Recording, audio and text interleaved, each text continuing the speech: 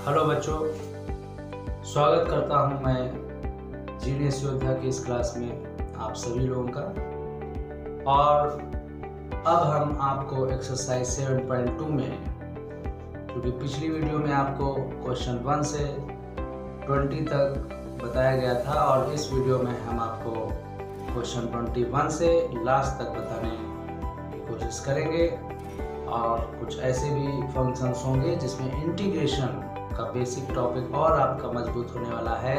तो आज की वीडियो में क्वेश्चन 21 से लेकर के सॉल्व करते हैं और शुरू करते हैं क्वेश्चन नंबर 21 से।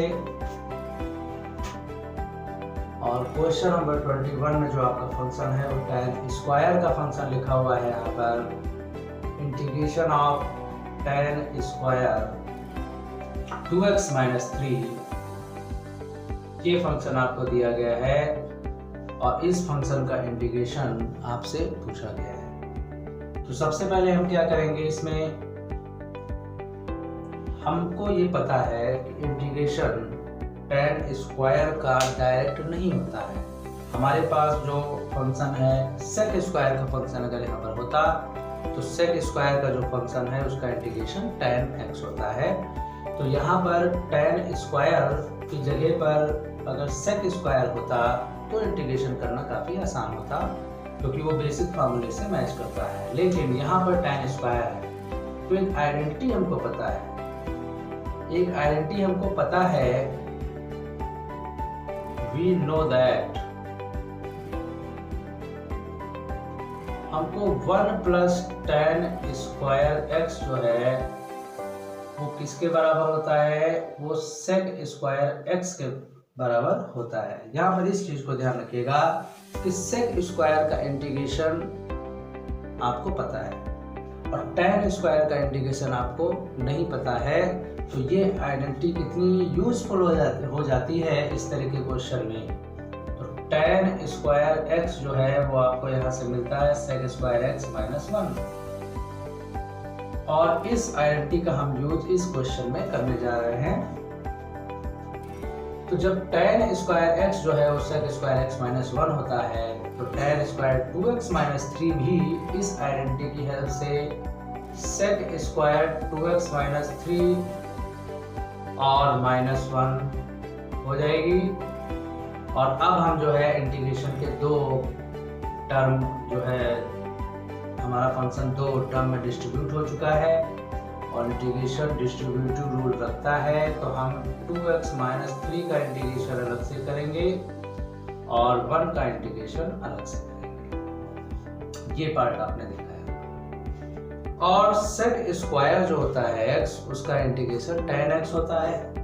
तो हम यहाँ पर क्या करेंगे, यहाँ पर x तो है नहीं तो हम यहाँ पर सब्स्टिट्यूशन मेथड का यूज कर सकते हैं। और सब्स्टिट्यूशन मेथड का जब यूज आप करेंगे तो 2x - 3 को आप t मानेंगे और 2dx = dt होगा और dx = dt/2 आप यहाँ पर लिखेंगे और हमारा जो सारा फंक्शन है वो t में कन्वर्ट हो जाएगा। तो यहाँ पर आपको मिलता है sec स्क्वायर t और dx की जगह पर dt/2 मिला आपको। और ये जो है आप इसका 1 का इंटीग्रेशन x होता है और प्लस c। यहाँ पर sec स्क्वायर t का इंटीग्रेशन डायरेक्ट बेसिक फार्मूले से मैच करता हुआ आप यहाँ पर tan t लिख देंगे और -x + c लिखा। और ये जो 2 है ये कांस्टेंट था, इंटीग्रेशन के पहले आपने लिख दिया। और फिर इसके बाद t जो है उसको आपने लेट क्या किया था, 2x - 3 लेट किया था। तो यहाँ पर t की जगह पर 2x - 3 आप लिखेंगे और -x + c। और इस तरह से आपका जो क्वेश्चन नंबर 21 है वो कंप्लीट होता है। तो यहाँ पर आप देखते हैं कि आइडेंटिटी का जो यूज है वो किस तरह से होता है कि एक आइडेंटिटी दूसरे में जब कन्वर्ट होती है, हमको किसी फंक्शन का इंटीग्रेशन पता है और किसी का नहीं पता है, तो उस तरह से हम आइडेंटिटी का यहाँ पर यूज कर रहे हैं कि 1 + tan square x sec square x के बराबर होता है। हमको tan स्क्वायर का इंटीग्रेशन नहीं पता है, तो अगर tan स्क्वायर का इंटीग्रेशन हमको पता करना है तो हम sec स्क्वायर x - 1 का कर लेंगे इंटीग्रेशन, क्योंकि दोनों चीजें आपस में इक्वल हैं। तो अब हम बढ़ते हैं क्वेश्चन 22 की तरफ।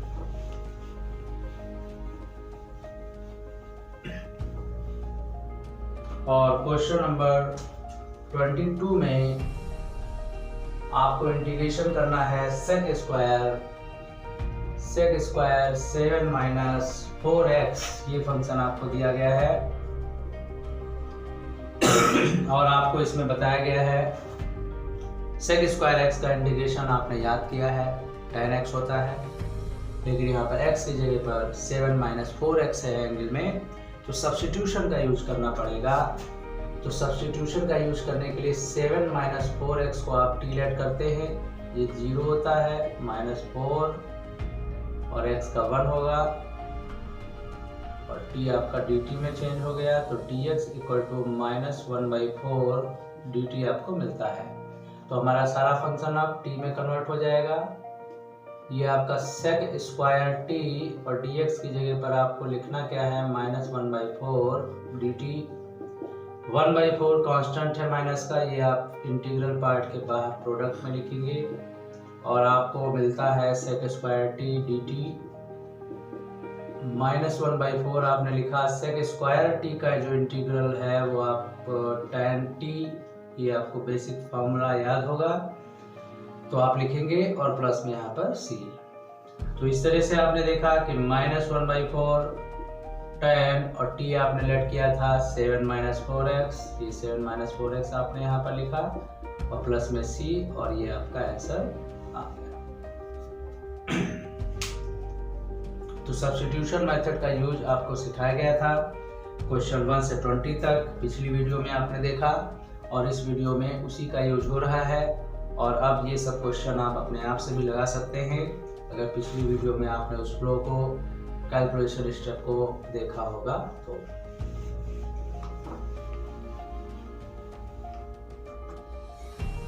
अब आपको क्वेश्चन नंबर 23 करना है और क्वेश्चन नंबर 23 में जो इंटीग्रल पार्ट है वो आपका साइन इनवर्स x है और अपान में 1 माइनस एक्स स्क्वायर रूट है और dx है, ये फंक्शन है हमारा। हमने इनवर्स के जो फंक्शंस थे ट्रिग्नोमेट्रिक के, उसका भी डेरिवेटिव याद किया था और साइन इनवर्स x का डेरिवेटिव जो होता है वो 1 अपान रूट में 1 माइनस एक्स स्क्वायर होता है। तो आप देख पा रहे हैं कि अगर साइन इनवर्स x को हम सब्स्टिट्यूट करें और उसका डेरिवेटिव करें तो दूसरा फंक्शन भी आपको प्रोडक्ट में मिल रहा है। तो इस कॉन्सेप्ट का यूज ही आपको करना है। साइन इनवर्स x को आप यहाँ पर t मानते हैं और नेक्स्ट स्टेप में इसका डेरिवेटिव करना होता है। तो इसका डेरिवेटिव क्या होता है, 1 अपान 1 माइनस एक्स स्क्वायर रूट में और t का आपको dt मिलता है। और ये जो रिजल्ट है वो क्वेश्चन को बहुत ही आसान करने वाला है। साइन इनवर्स x की जगह पर आपको t लिखना है और dx अपान 1 माइनस एक्स स्क्वायर रूट में इसकी जगह आपको dt लिखना है। तो इस तरह आप सब्स्टिट्यूशन का बहुत ही बेस्ट यूज आपको देखने को मिल रहा है कि जिस फंक्शन में इनवर्स और रूट के फंक्शन हुआ करते थे, सब्स्टिट्यूशन की हेल्प से वो फंक्शन आपका केवल t dt में बदल चुका है, केवल फंक्शन आपको t मिल रहा है यहाँ पर। और t का जो इंटीग्रेशन होता है वो t स्क्वायर बाई 2 होता है और t जो है वो आपने साइन इनवर्स x को माना है, तो साइन इनवर्स x का होल स्क्वायर हो गया और प्लस c, ये आपका आंसर आ गया 23 का। इसी तरह स्टूडेंट्स अगर हम क्वेश्चन नंबर 24 को करें तो उसमें भी आपको वही रूल लगाना है, 2 cos x minus 3 sin x ये है और अपॉन में 6 cos x और प्लस में है आपका 4 sin x, ये फंक्शन है और इसको इंटीग्रेट करना है। हमको ये पता है कि cos का जो डेरिवेटिव है वो माइनस साइन x होता है और साइन x का डेरिवेटिव cos x होता है। तो नीचे जो है cos का माइनस साइन x होता है वो यहाँ पर दिख रहा है, साइन का जो डेरिवेटिव है वो cos x होता है वो भी आपको यहाँ पर दिख रहा है। तो हम ट्राई करते हैं 6 cos x plus 4 sin x को t मान लेते हैं हम। अब इसका हमको डेरिवेटिव करना है, तो 6 into minus sine x plus 4 cos x equal to cos x d x equal to d t आपने लिखा। लेकिन हम देखते हैं कि ऊपर के फंक्शन में 2 और 3 ही मौजूद है और यहाँ पर 6 और 4 आपको दिख रहा है, तो हम 2 कॉमन भी लेंगे और -3 sin x plus 2 cos x आपको मिलता है और इक्वल टू में dt, तो -3 sin x plus 2 cos x dx equal to dt by 2 आपको मिला यहाँ पर। और आप देख पा रहे हैं कि ये जो आपको लिखा मिल रहा है वो क्वेश्चन में डायरेक्ट आपको दिख रहा है, ये देखिए। तो इसकी जगह पर हमको केवल dt बाई 2 लिखना है, जो कि हम यहाँ पर लिखेंगे dt बाई 2। और ये आपका जो है अपॉन में इस पूरे को आपने t नाम दिया था, तो यहाँ पर आपको t मिला। 1/2 कांस्टेंट है, ये आगे रहेगा और 1/t dt आपको यहाँ पर लिखना है। और 1/t का जो इंटीग्रेशन है वो log t होता है, तो वो आपको यहाँ पर लिखना है log t प्लस में c। और इसके बाद t आपने जिसको माना था वो आपको लास्ट में फिर से पुट करना है यहाँ पर। और t आपने माना है 6 cos x plus 4 sin x, इसको आपने t माना था और प्लस में c। ये आपका फाइनल आंसर आ जाता है क्वेश्चन नंबर 24 में। तो स्टूडेंट्स अब हम क्वेश्चन 25 आपको बताएंगे।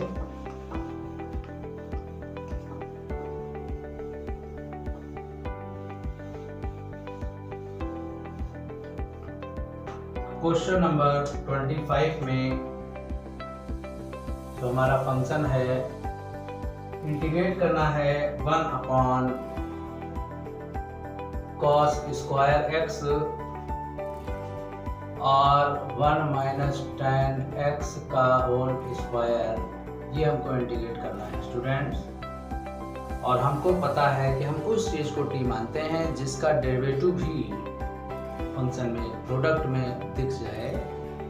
तो यहाँ पर अगर हम 1 माइनस tan x को t माने, तो इसका 1 का कांस्टेंट है 0 होगा और tan x का sec स्क्वायर x dx होता है और इक्वल में dt, और sec स्क्वायर x dx जो है वो आपको माइनस dt यहाँ पर मिलता है। हमारे पास जो फंक्शन है उसमें sec स्क्वायर तो नहीं दिख रहा है, लेकिन आपको ये पता है कि 1 अपॉन cos स्क्वायर जो होता है, जो हमारे फंक्शन में है, वही sec स्क्वायर x होता है, क्योंकि cos और sec आपस में रेसिप्रोकल होते हैं। तो ये हमारा जो है वो sec स्क्वायर x से लिखा है। तो सबसे पहले हम इसको sec स्क्वायर x लिख लेते हैं। 1/cos स्क्वायर sec स्क्वायर होता है और अपॉन में 1 माइनस tan x का होल स्क्वायर है और dx है। ये जो आपका sec स्क्वायर dx है ना, ये क्वेश्चन में माइनस dt है, तो माइनस dt लिखा आपने। और 1 माइनस tan x को आपने t माना था, तो ये t स्क्वायर में बदल चुका है। और t स्क्वायर जो होता है वो जब ऊपर आएगा तो t की पावर -2 dt में चेंज होगा। और यहाँ पर इसका जो फॉर्मूला है x की पावर n का लगाएंगे आप, -2 + 1 अपॉन -2 + 1 + c।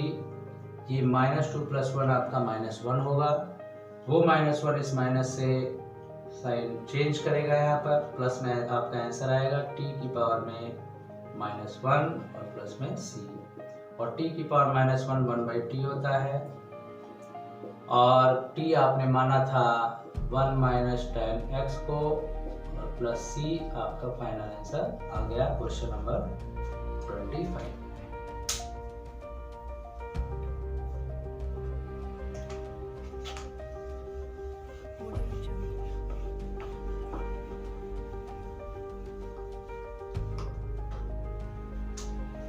चलिए अब क्वेश्चन नंबर 26 हम आपको बताएंगे।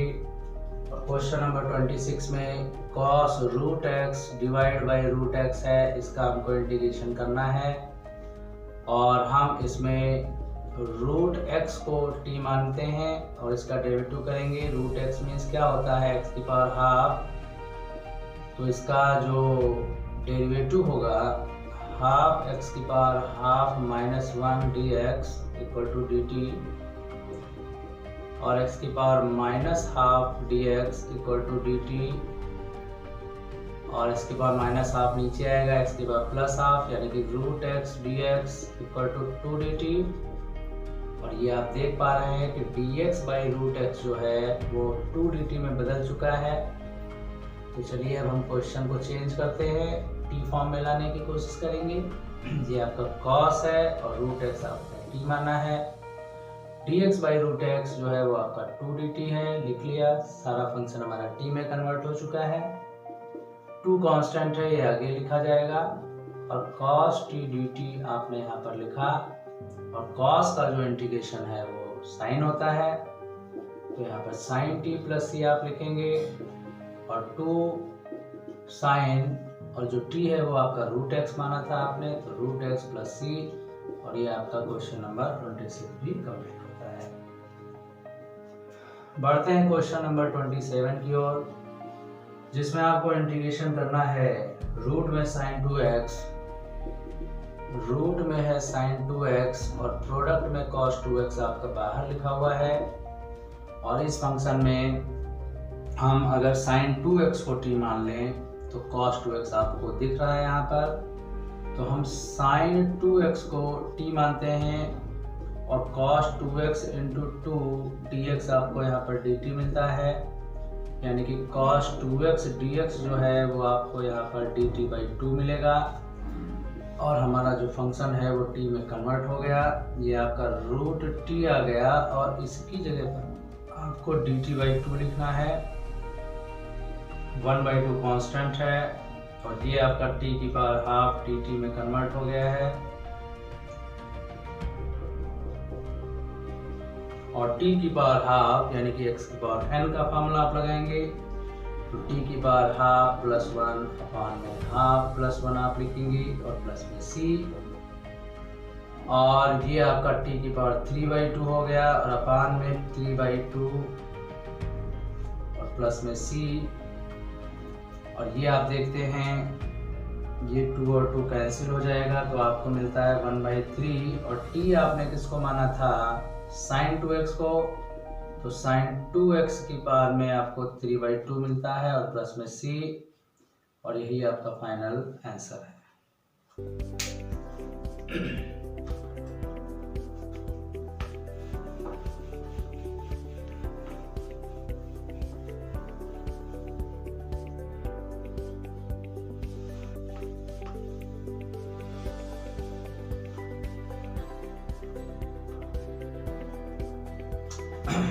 चलिए अब आप लोग जो है क्वेश्चन नंबर 28 लगाइए, जिसमें जो फंक्शन है हमारा cos x upon 1 plus sign x।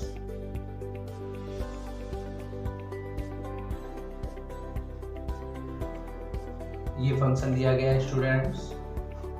तो आप इसमें देखते हैं कि 1 प्लस साइन x का जो डेरिवेटिव है जब आप करेंगे तो cos x आपको मिल जाएगा। तो यहाँ पर आप ये लगाएंगे लॉजिक, 1 प्लस साइन x जो है उसको t माना आपने, 1 कांस्टेंट है, साइन x का जो डेरिवेटिव है वो cos x dx होता है, ये आपका dt के इक्वल आया और ये आप जो है यहाँ पर बैलेंस कर देंगे, cos x dx की जगह पर आपको dt लिखना है और 1 प्लस साइन x की जगह आपको t लिखना है। तो आपका फंक्शन ये बन चुका है अब 1/√t और 1/√t जो है वो t की पावर में हाफ होगा, क्योंकि रूट t की पावर हाफ होता है। ये t की पावर हाफ जब न्यूमरेटर में जाएगा तो t की पावर माइनस हाफ में बदल जाएगा और ये x की पावर n का जो फॉर्मूला है उससे मैच कर रहा है, तो हम यहाँ पर लिखेंगे x की पावर n प्लस 1 अपॉन में n प्लस 1। 1 से हाफ जाएगा तो हाफ मिलेगा, यहाँ भी 1 से हाफ जाएगा तो हाफ मिलेगा और डबल अपान का 2 ऊपर आएगा तो 2 आएगा और t की पावर हाफ को हम रूट t सकते हैं और प्लस में c, और t आपने माना था 1 प्लस साइन एक्स को, तो 1 प्लस साइन एक्स लिखा आपने उसकी जगह पर, और c ये आपका आंसर आ गया क्वेश्चन 28। तो बढ़ते हैं क्वेश्चन नंबर 29 की ओर और देखते हैं कि किस तरह से किस फंक्शन को t माना जाए कि उसका डेरिवेटिव भी प्रोडक्ट में मौजूद हो।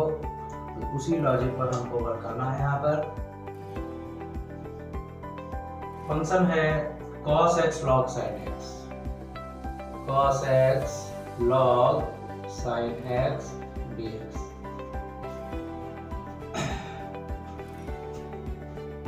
यहाँ पर cos की जगह पर cot लिखा हुआ है।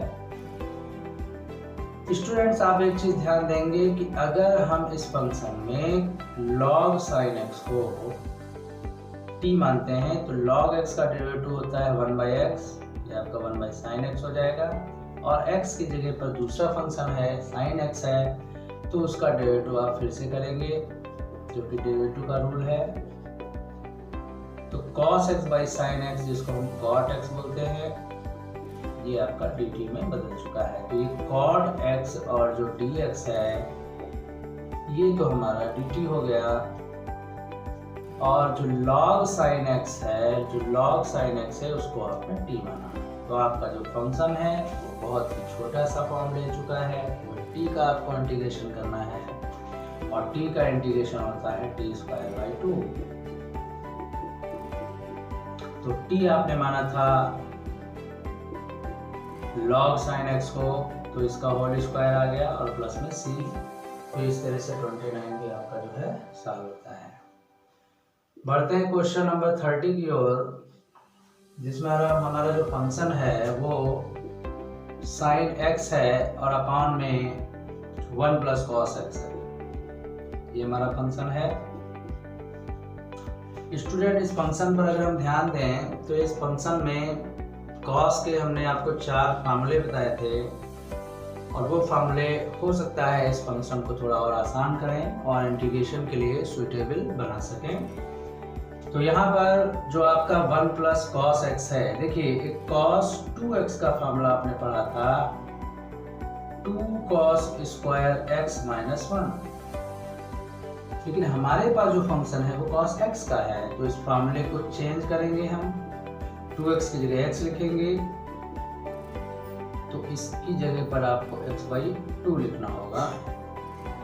और एक आपने फार्मूला पढ़ा था sin 2x का जो कि था 2 sin x into cos x, और हमारे पास sin x है केवल, तो हम इस फार्मूले को थोड़ा चेंज करेंगे, 2x की जगह हमको x लिखना है। तो यहाँ भी एंगल में थोड़ा चेंज आएगा, एंगल हाफ हो जाएंगे। और ये दोनों ही फार्मूले, ये वाला फार्मूला और ये वाला फार्मूला हम यहाँ पर लिखते हैं। sin x की जगह पर हमने लिखा 2 sin x/2 और cos x/2, और 1 प्लस cos x की जगह पर हमने लिखा 2 cos स्क्वायर x/2 माइनस 1। ये 1 और 1 कैंसिल हो गया, ये 2 और ये 2 कैंसिल हो गया, cos x से स्क्वायर कैंसिल हो गया, और आपको मिलता है sin x/2 upon cos x/2 यानी कि tan x/2 dx। और स्टूडेंट्स जो tan x/2 dx आपका आया है, इसमें अगर हम x/2 को t मान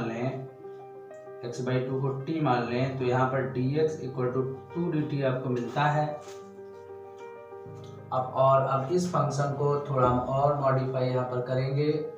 इंटीग्रल में आपने tan लिखा, x/2 को t माना है आपने, और dx की जगह पर आपने 2 dt लिखा, 2 कांस्टेंट है, आगे आएगा, और ये आपका tan t dt में बदल चुका है।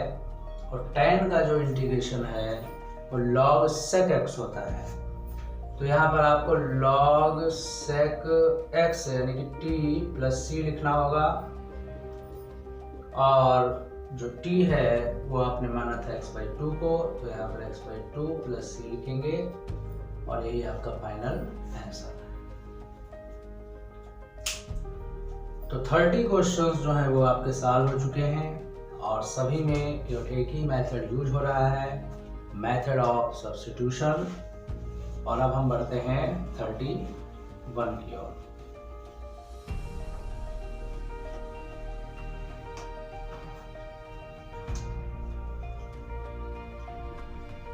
क्वेश्चन नंबर 31 में जो हमारा फंक्शन है sin x upon 1 plus cos x का होल स्क्वायर, ये हमारा फंक्शन है और यहाँ पर dx लिखा हुआ है।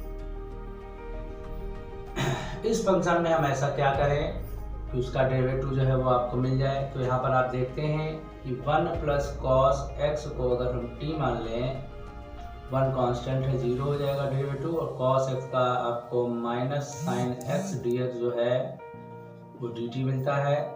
और यहाँ से आपका sin x dx जो है वो माइनस dt में चेंज हो गया, यानी कि जो फंक्शन है वो आपका माइनस dt और 1/t² में बदल चुका है। और t² t⁻² हो जाएगा। और यहाँ पर x⁻n का जो फॉर्मूला है वो आप लगाएंगे, यानी t⁻n+1 में n+1 और प्लस में c। यहाँ पर -2 + 1 आपको -1 आंसर देगा, और -1 और माइनस यानी कि आपका आंसर पॉजिटिव आएगा। t⁻1 + c, और t⁻1 को आप 1/t लिख सकते हैं प्लस में c, और जो t आपने माना था 1 प्लस cos x को, ये आपको यहाँ पर लिखना होगा, और प्लस में c, ये आपका फाइनल आंसर है स्टूडेंट्स। तो अब आपको 31 क्वेश्चंस बता दिए गए हैं और अब आप जो है इसमें 32 नंबर का जो क्वेश्चन है वो सॉल्व करेंगे। 32 में आपको जो इंटीग्रल करना है 1/1 प्लस cot x का,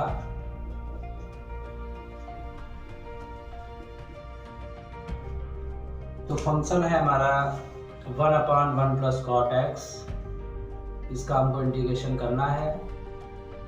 और आपको पता है कि cot x जो है इसको cos x upon sin x भी लिख सकते हैं, क्योंकि इस फंक्शन में आप एक चीज देखेंगे कि 1 प्लस cot x को अगर आप t मान भी लें तो उसका कोई डेरिवेटिव आपको मल्टीप्लाई में नहीं दिख रहा है, तो इसलिए आपको थोड़ा इसमें कन्वर्जन इस तरह से करना है। और यहाँ पर cot x जो है वो आपको cos x upon sin x लिखना है।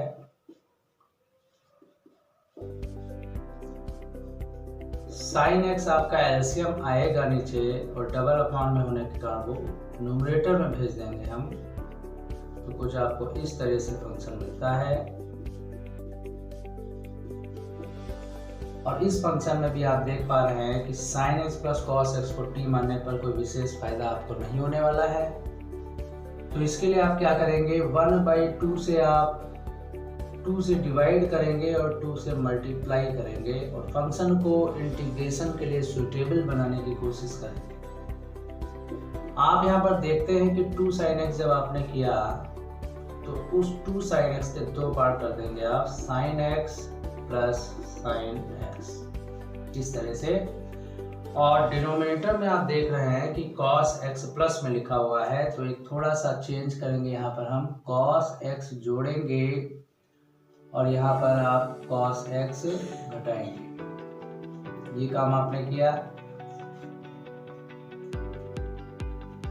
और यहाँ पर आपने dx लिखा, अपॉन में sin x plus cos x आपने लिखा, ये काम किया आपने। इसके बाद ये जो है वो आपका a पार्ट है, ये b पार्ट है, और डिवाइड में ये c लिखा हुआ है। हम आपको बता दें कि अगर a प्लस b के अपॉन में c होता है तो हम उसको a/c और b/c लिख लेते हैं, और हमारे 2 टर्म आपको अलग अलग। अगर इसके अपॉन में ये लिखा जाएगा, दोनों सेम है, तो इसकी जगह पर 1 मिलेगा आपको, plus sin x minus cos x के अपॉन में आपको sign x plus cos x लिखना होगा।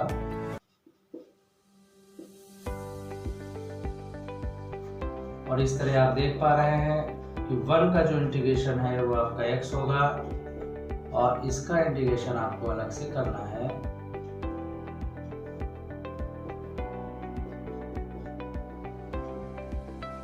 ये आपने देखा। और यहाँ पर आप देखते हैं कि sin x plus cos x को अब हम t अगर माने, देखते हैं क्या होता है। sin x plus cos x को अगर आप t मानते भी हैं तो इसका जो डेरिवेटिव है वो आपको cos x और माइनस sin x मिलता है।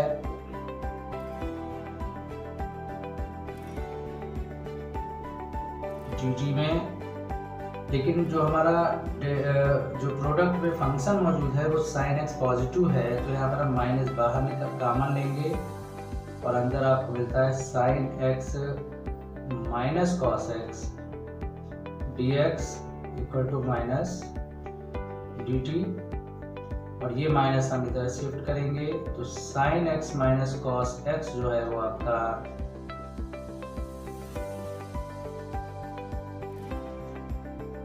माइनस dt में कन्वर्ट हो गया है। ये काम आपने किया है सब्स्टिट्यूशन में। तो हमारा जो फंक्शन है वो हाफ तो बाहर ही है, x इंटीग्रेशन इसका हो चुका है 1 का, और प्लस पे ये जो sin x minus cos x है इसकी जगह पर हमको माइनस dt लिखना है, तो वो हमने माइनस यहाँ पर लिखा, और इंटीग्रेशन में 1/t dt आपने लिखा, तो 1/2 x माइनस ये आपका log t हो गया, log t, और t आपने माना है sin x plus cos x को, ये आपने लिखा, और प्लस में c, और यही आपका फाइनल आंसर है। तो इस तरह से 32 क्वेश्चन जो है वो आपने सॉल्व कर लिए हैं, और अब 33 नंबर का जो क्वेश्चन है वो आप सॉल्व करेंगे।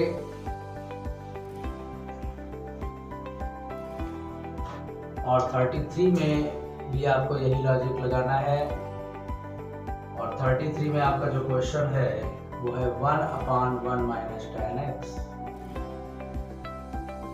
स्टूडेंट यहाँ भी आप देखते हैं कि 1 माइनस tan x का डेरिवेटिव करने पर कोई भी फंक्शन उसका प्रोडक्ट नहीं अवेलेबल है, तो 1 माइनस tan x की जगह पर आप tan x को थोड़ा कन्वर्ट करेंगे।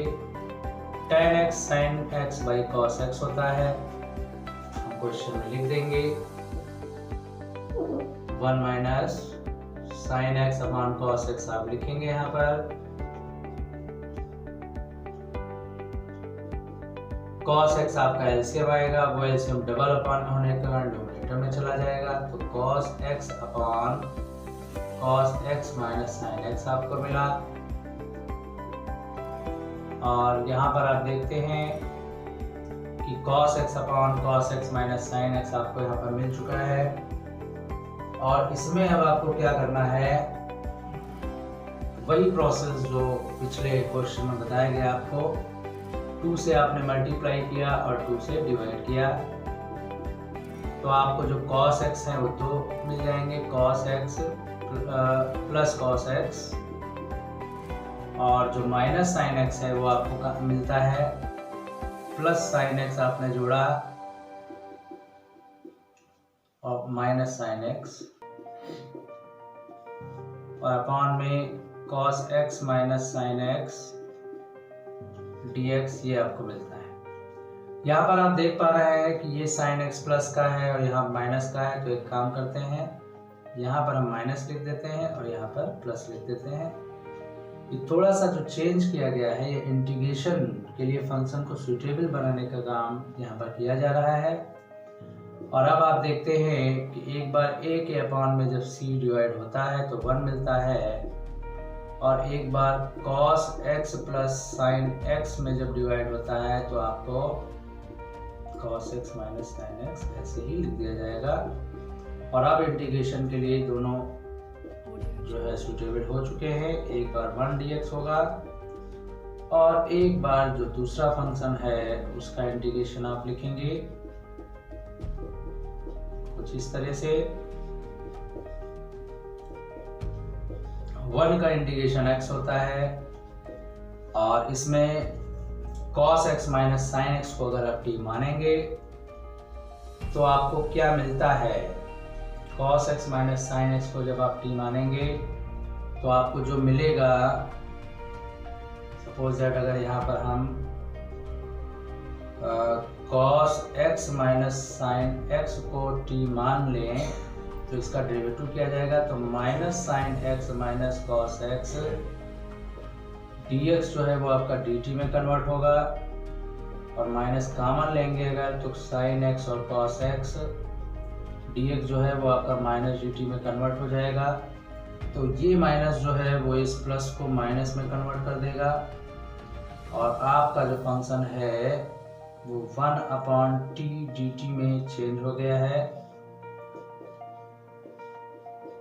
और 1/t जो है उसका इंटीग्रेशन log t होता है और t आपने ये माना है cos x minus sine x और प्लस में c, यही आपका फाइनल आंसर है।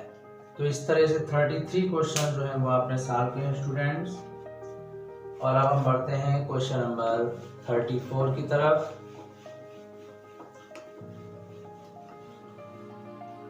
क्वेश्चन नंबर 34 में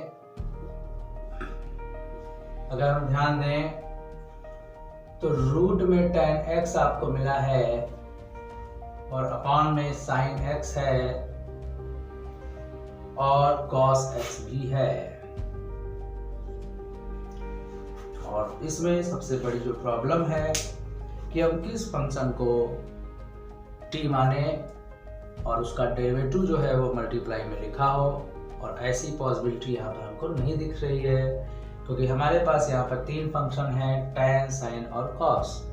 हमको ये पता है कि जो tan का जो डेरिवेटिव होता है वो sec स्क्वायर होता है, लेकिन यहाँ पर sec स्क्वायर भी नहीं दिख रहा है।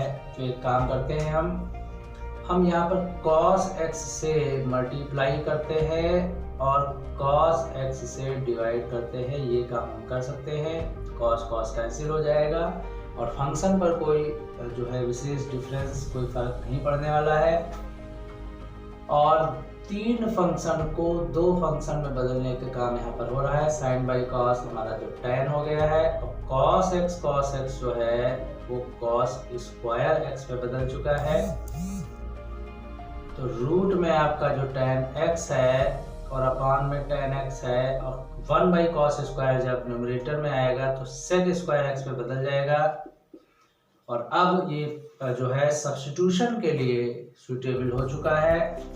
यहाँ पर हम tan x को अगर हम t मान लें और डेरिवेटिव करें तो sec स्क्वायर x dx जो है वो आपका dt हो जाएगा। और हमारा जो क्वेश्चन है वो कुछ इस तरह से चेंज हो जाएगा। sec स्क्वायर dx जो है वो dt में कन्वर्ट हो गया है और tan x जो है वो t है, रूट t अपॉन t है। तो आपका ये t जो है वो root t into root t हम लिख सकते हैं। एक रूट t हम कैंसिल कर देंगे तो 1/√t dt आपको मिलता है और t की पावर हाफ है। ये जब ऊपर आएगा न्यूमरेटर में तो t की पावर माइनस हाफ में बदल जाएगा। और अब जो है ये x की पावर n के फॉर्मूले से आगे बढ़ेगा। x की पावर में n+1 अपॉन में n+1 ये आप लिखेंगे तो t की पावर में हाफ अपॉन हाफ आपको मिलता है। और अब ये आपका डबल अपॉन का 2 है, ये ऊपर आएगा 2√t + c आपने लिखा और जो t है वो आपने क्या लेट किया है tan x, तो यहाँ पर रूट में tan x लिखेंगे और प्लस में c, ये आपका फाइनल आंसर। तो इस तरह से 34 क्वेश्चंस जो है वो आप सॉल्व कर चुके हैं और एक अच्छे प्रैक्टिस की ज़रूरत है आपको।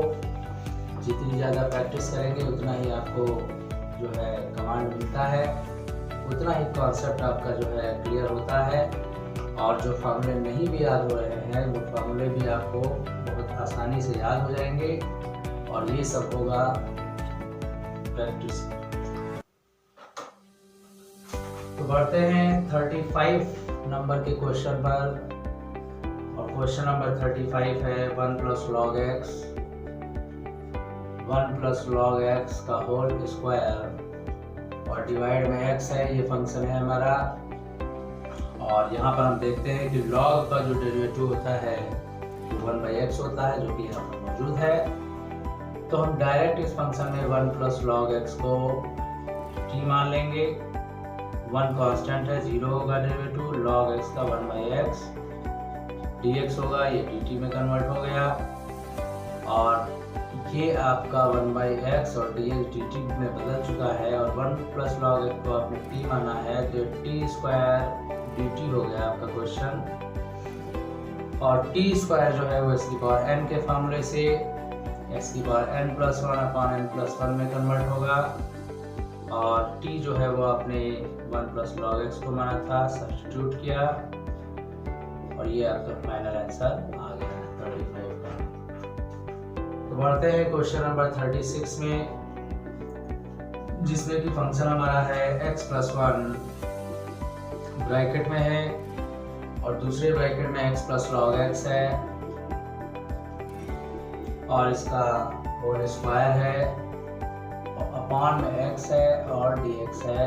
ये क्वेश्चन दिया गया है, और इसमें हम देखते हैं कि अगर x प्लस लॉग x को हम t मान लें और इसका डेरिवेटिव करें, तो 1 plus 1/x dx equal to dt मिलता है। इसका हम एलसीएम लेंगे x और 1 का, आपको x मिलता है, x+1 मिलता है, dx इक्वल टू dt, और आप देख पा रहे हैं कि x+1 अपान x और जो dx है वो अब dt में बदल चुका है। तो क्वेश्चन में यहाँ पर आपने dt लिखा, और x प्लस लॉग x को t आपने माना था, तो ये t स्क्वायर हो गया, और t स्क्वायर का इंटीग्रेशन t³ 3 + c में चेंज होगा, और जो t आपने माना था x प्लस लॉग x लिखा, और क्यूब था क्यूब लिखा, और प्लस में c। ये आपका क्वेश्चन नंबर 36 जो है वो सॉल्व हो चुका है। और अब हम आपको क्वेश्चन नंबर 37 बताने जा रहे हैं,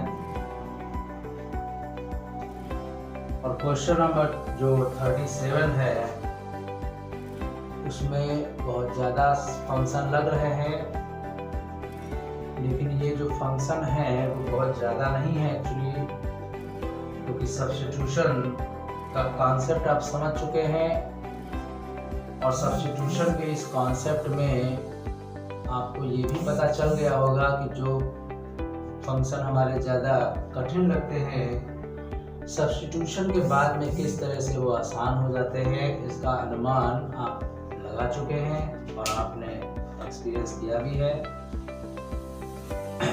तो स्टूडेंट्स, अगर हम ध्यान दें इसमें, और साइन का जो एंगल है हमारा वो tan इनवर्स x की पावर 4 है।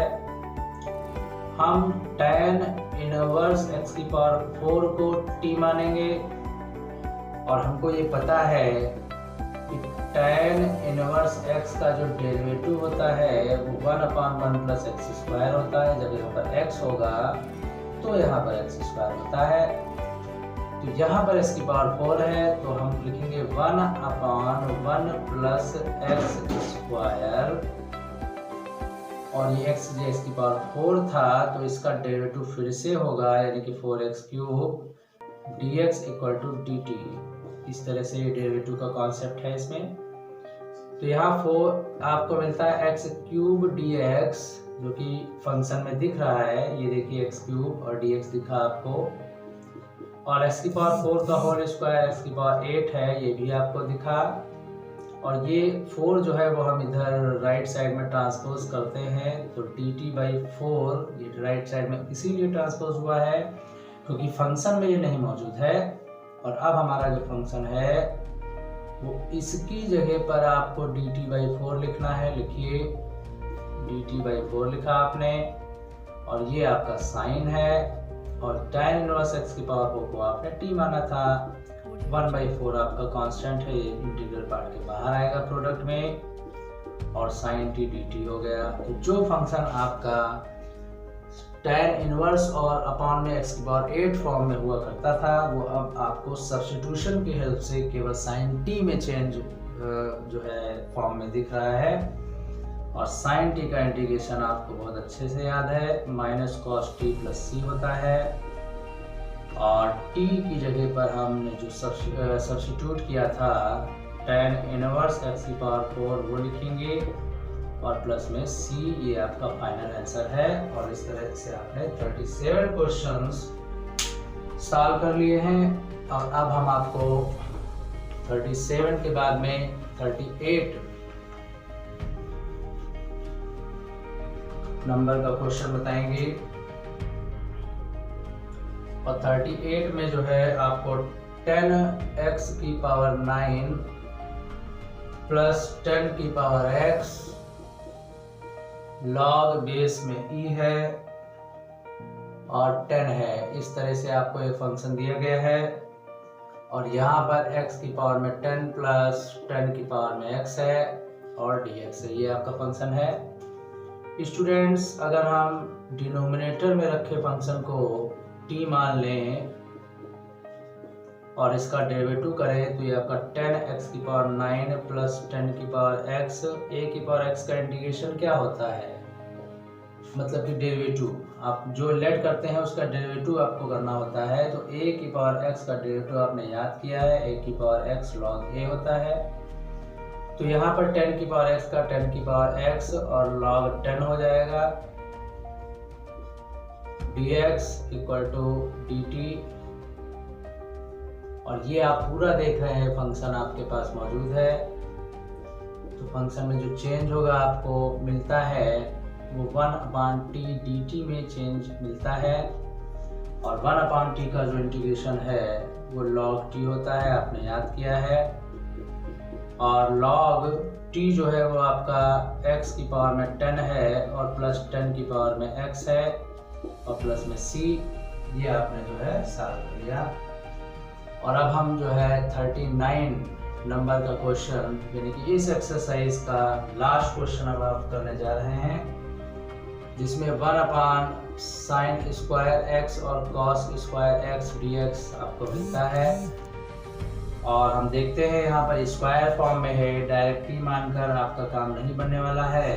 तो यहाँ पर हम क्या करते हैं, हमको एक आइडेंटिटी पता है, sin square x plus cos square x जो है वो 1 होता है। तो हम 1 की जगह पर ये लिख सकते हैं, ये रहा 1 की जगह पर हम लिखते हैं sin square x plus cos square x, और अपॉन में जो लिखा है उसको लिखा रहने देते हैं।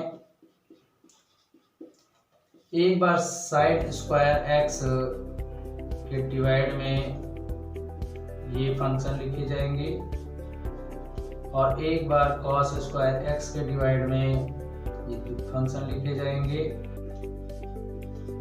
और ये सब आपस में कैंसिल हो गए। आपको मिलता है sec square x plus cosec square x, और इन दोनों के ही इंटीग्रेशन आपको याद है।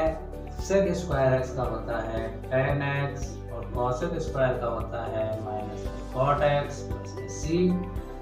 और इस तरह से आप देखते हैं कि सब्स्टिट्यूशन का एक अच्छा कॉन्सेप्ट आपको मिल चुका है, और बस आप इस कॉन्सेप्ट को बहुत अच्छे से प्रैक्टिस करिए। और जो आपकी रेफरेंस बुक है या जो भी आपने प्रैक्टिस बुक ली हो, उसकी हेल्प से ये जो मेथड है वो आप हर डिफरेंट फंक्शंस में अप्लाई करेंगे। तो ऑब्वियसली आपका जो कॉन्सेप्ट है एक मजबूत कॉन्सेप्ट के साथ में जो है आपको एक नॉलेज मिलेगा। और कोई भी अगर कन्फ्यूजन हो आपको किसी भी फंक्शन को इंटीग्रेट करने में, तो हमारे व्हाट्सएप नंबर पर जो है आप उस क्वेश्चन को सेंड कर सकते हैं। Thank you.